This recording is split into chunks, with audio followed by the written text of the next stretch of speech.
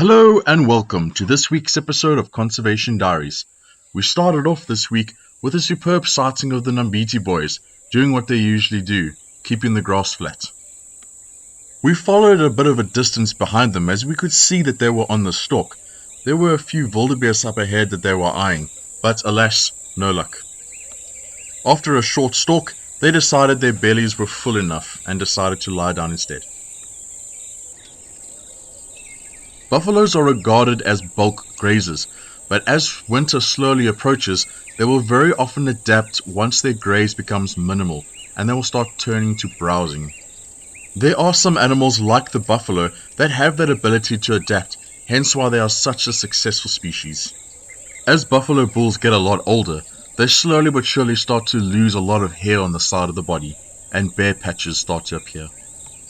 This male was quite confused as to whether he should start feeding or stare at me as I slowly inched forward and out of the sighting. Later in the week, we managed to find this old elephant bull in a section called School Plains, just on top of School Hill, busy feeding on a silver cluster leaf. Elephants have also been known to lose pieces of their tusk. As long as the tooth pulp is not damaged, the tusk will continue to grow throughout the animal's life, but will of course be significantly shorter than the other. It is essentially a modified incisor and is used in a variety of ways, being it either defending the animal or feeding.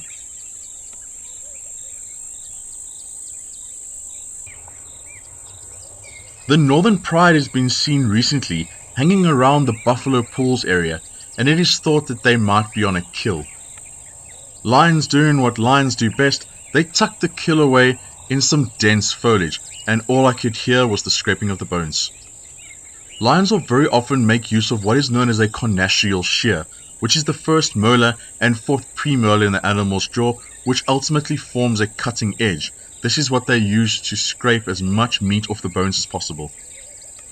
Ulim too was also there, but being the dominant male, he would have had the king's portion, and like they say, maag is vol, oog is toe. Down he goes. The reserve is slowly but surely going through a transition phase, moving from autumn to winter, as the grass slowly becomes a lot more straw-colored. With the lions being exactly the same color as their surroundings, their camouflage comes into their own, and they are able to disappear into the thick grass, as LM2 is seen hiding here in some dense foliage. With the line dynamics on the reserve experiencing a bit of a shake-up, LM2 seems to have accepted the cubs, and they most likely would have fed surrounded by him. This footage of the sub-adults was taken today. In fact, earlier this morning, we started off our game drive at the lodge, watching them moving in front towards the waterhole and then off to the right-hand side of the lodge, close to our Masai suite. They slowly but surely moved into the bush, and we went ahead of them hoping that they would pop out somewhere.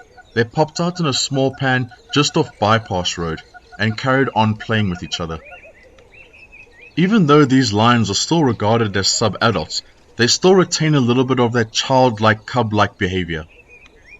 As to drive home that point, they are still curious than ever. As I left the sighting, one of the males decided to follow me all the way onto the road. Here we have the new additions to our spotted hyena population here on the reserve, these two bear-like cubs. Spotted hyenas will make use of two den sites, a natal den and a communal den. Now depending on the ranking of the matriarchal female, that will determine the distance that the natal den is to the communal den. Hyenas do run a matriarchal system where there is a lead female that is in charge of the clan, females being slightly bigger than the males. So from all of us here at Swallow, where conservation never stops, we'll catch you all next time.